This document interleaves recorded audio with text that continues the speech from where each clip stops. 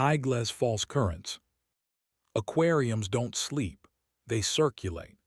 After the last stroller squeaks out and the gift shop stops singing about plush otters, the building settles into a hush you can taste on your teeth. Pumps drone like distant engines. Sand filters sigh. The moon jellies do their slow mathematics against the cylinder wall, and the sharks express their opinion of everything by not caring. If you've never stood in a catwalk above 1,000,000 gallons at a savage hour and watched the water look like a dark idea that learned manners, you don't know how a room can ask for honesty without moving a single hinge. I'm Marcus, night aquarist at the Bluewell, which looks like a postcard until you step behind the glass. My desk is a stainless altar, logbook bloated with humidity conductivity meter that tells me when salt lost its nerve, spare O-rings sorted into pill organizers like we're currying something. A battered flashlight that goes ultraviolet with a push. I don't confess to security. On the wall, a laminated map of life support. The arterial system no guest sees, marked with dry erase circles that only mean something at 3 a.m. In a drawer lives a little tin of hose clamps and screws and minor penances. I tell myself it's for emergencies. It holds grammar. Lena, my wife then, could make a crowd decide it had always liked philanthropy. Event architect, brand soprano, she taught donors to feel generous on schedule. We met during a summer gala when the jelly cylinder did its quiet ballet, and the bar poured a gin that tasted like citrus apologized to the ocean.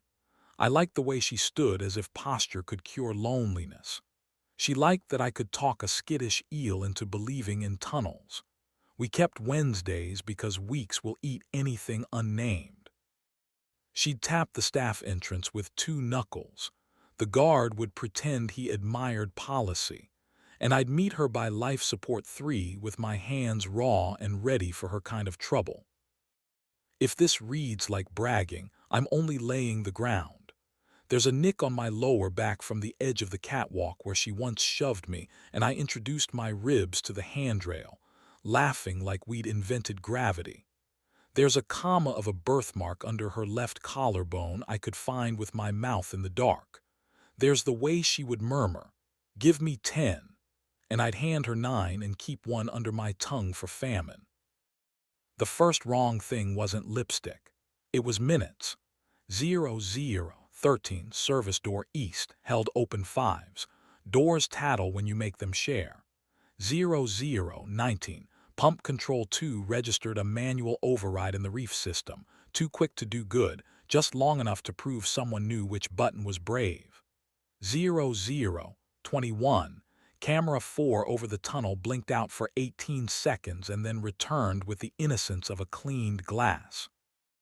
In the private lounge, 2 splits of Risset disappeared without anyone signing for stems. The handrail along the main tank smelled faintly of mint at 0033.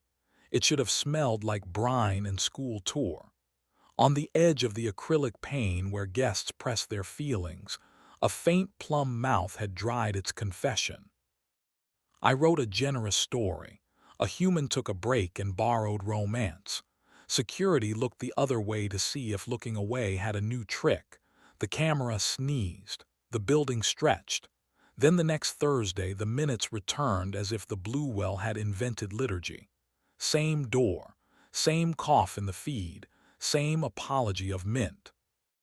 At home, folding towels in halves, she insists. While I argued for thirds like a man trying to convince geometry it owes him lunch, Lena said open the way an engineer says load bearing. She leaned her hip into the counter like sailors trust the hull and not the sea. With rules, she added, and she didn't touch me while she said it. That's our house dialect for we mean the nouns. Us first. No one from the Bluewell, no clients or donors.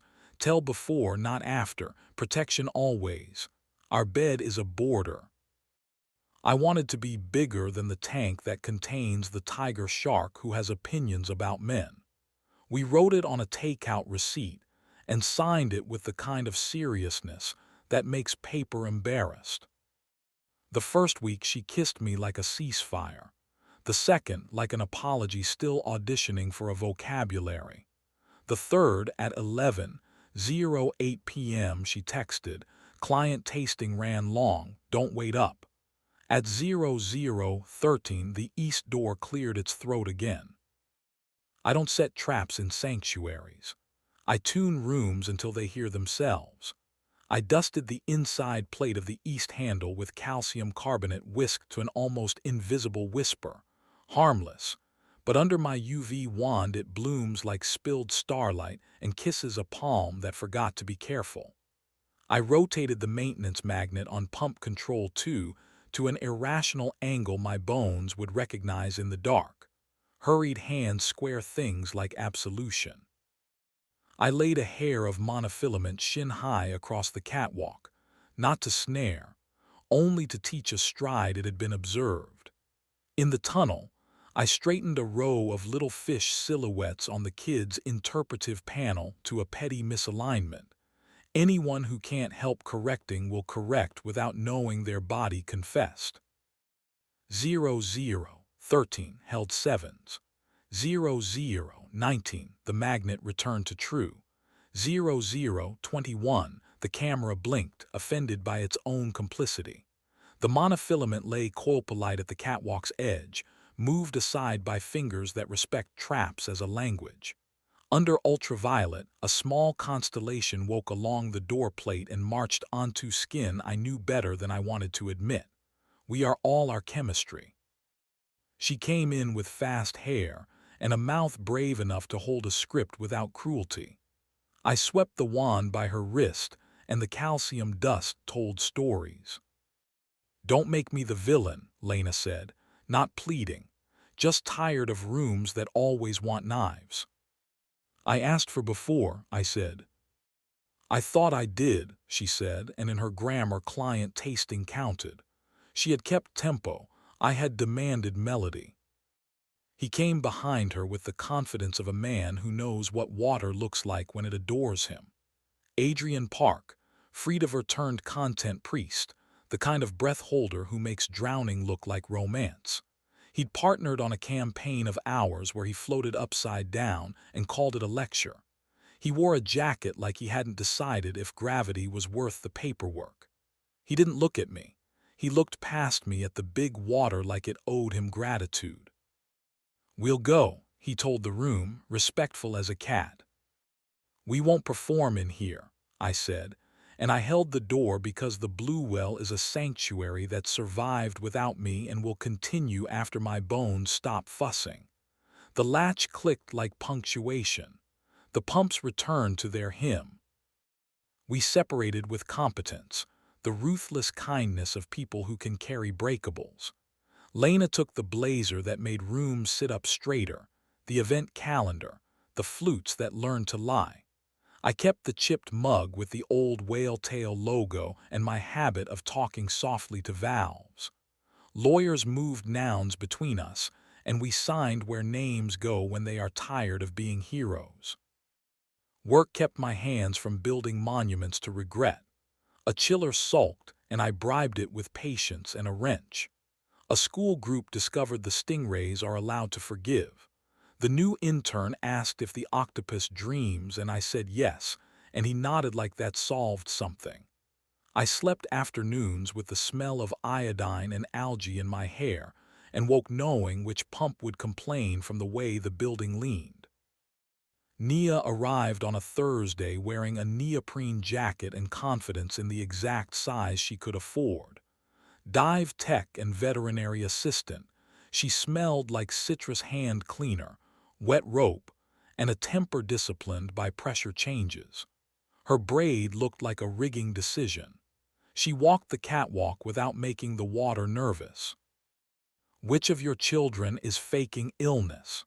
she asked, leaning over the coral nursery with a gentleness I recognized in people who flirt with danger and respect its answer. "Reef 3, I said. Its pH decided to be philosophical. She smiled with one edge of her mouth. "It wants to be wanted." Then she adjusted a drip rate like a kiss, and the system stopped sulking. We began with verbs that don't draw blood. She checked slings without letting them feel judged. I tricked skittish fish into believing shadows were loyal. She left a slice of orange peel on my console. I slipped it into my pocket and let my stubbornness smell like summer. At 3:15, when the pumps hit their soft note and the big tank exhaled a thought you can almost stand on, we stood above the sharks and didn't pretend bravery is anything but practice. She touched my wrist the first time to angle my hand a degree so I wouldn't bruise a sea star with impatience. "There," she said, and my body remembered it belongs to more than routines. We aren't children. Speed is fear's costume. The first time we kissed, we stood in the threshold to the quarantine room because thresholds tell the truth. Her mouth tasted of orange and salt, and that heat behind the tongue that should be reserved for courage and love. She kept her eyes open for a beat, not to check for cameras. No cameras where new fish learn to trust, but to choose me twice. I slid my palm to the small of her back where every diver stores an opinion. She made a sound I put in my pocket for famine. We counted to 10 and used 9, because the last minute belongs to the building. We made rules that sounded like respect, not fences. No hands near the jelly cylinder. Grease and jellies hate each other in a way wars envy. No mouths against viewing acrylic that strangers will forgive in daylight. Yes to the catwalk when the public lights drop to blue and the sharks pretend we're weather. Yes to the dive gear room after last shift, surrounded by suits that smelled like diligence and the sea. Yes to my desk with the lamp off, her knee against mine under the logbook where our handwriting learned to be kinder. We kept our fingers off the glass because fingerprints are little betrayals that require solvent and confession. The fundraiser came back with its usual appetite. Current and skin, some copywriter called it, and nobody lost their job. Lena arrived in a dress that taught reflections boundaries. Adrian prowled behind her like a wake. We nodded like adults who refuse to make a building carry what they can. Nia wore black because glue and dogs could get away with anything on it. She crossed behind them with a hose coupler and a smile she'd negotiated with in a dive locker mirror that doesn't flatter. From the podium, someone misused ecosystem like a child trying on their mother's coat. Another said alchemy and waited for applause like science is a waiter. I made my rounds because habit is a tool and a theology. East door, obedient. Pump control 2, honest. Camera 4, faithful. The little tin in my drawer clicked under my thumb. Inside lay 2 clear hair ties and a bobby pin bent into a question mark among clamps and forget-me-not screws. Not trophies. Quotation marks around a chapter I don't need to perform again. I closed it with a breath. After breakdown, when the last donor's cologne quit and the building remembered its job, Nia found me at the edge of the big tank with my hand on the rail as if the water could read my pulse and decide to be kind. A crescent of silicone grease smudged her wrist where warmth lives. "You look like you forgot to leave," she said. "I'm practicing staying," I said. "As what?" "As a guest," I said, and the word felt new enough to keep. We took the back stairs and the catwalk. The tank breathed its slow confidence. She pressed me against the rail with the trust of someone who knows how far bodies are from falling in. We kissed like people who have negotiated with risk and owe it respect. My hand slid under the edge of her jacket and learned the warmth there. She laughed when my belt grated the grating and I laughed too, because slapstick is part of the liturgy of rooms that keep you alive. We stopped before the sharks learned our names. There's a version of this where I pull footage, schedule an ambush, let pain turn into theater in the tunnel while children stare and adults pretend to be brave. That version ends with a building that won't look at me the same. I walked 2 bodies out of a door. I kept a sanctuary from being humiliated. I chose smaller verbs and discovered they last longer than applause. Summer taught the sea turtles to be arrogant and me to forgive them. The new intern learned the difference between care and custody. A pipe in life support one split like a lip, and the room cried wholesale until we found the shutoff, and I said a sentence that made the octopus reconsider me as a person. Nia taught me that ropes behave out of love for load, not obedience, and that I go very quiet 3 breaths before my temper admits it owns a mouth. I taught her the note code 2 sings when the big tank has had enough of our opinions, and how to nap against a stack of salt bags without wrecking your shoulder for mourning. One night the east door chirped at 00:13 out of habit and no one answered. Camera 4 stayed loyal. Pump control 2 didn't flinch. I laughed into my sleeve. Nia laughed into my collar. The building pretended not to approve. If you wander Bluewell during a storm when the city outside decides to be a puddle and a voice in the dark tells you to lean into the glass but not too hard, that's me after a good shift. If you see a woman on the catwalk with a wrench in her back pocket and a braid that has negotiated a treaty with physics, if she pauses to check a fitting and rests her cheek against the rail for exactly 1 second like prayer, keep that image. It belongs to the building and a couple of other things that don't need your name. You won't see the UV wand unless the room asks for ghosts, and there isn't a gentler way. You won't see the tin unless you've earned punctuation. I lock the east door and feel the burr under my thumb where 100 stories polish the plate honest.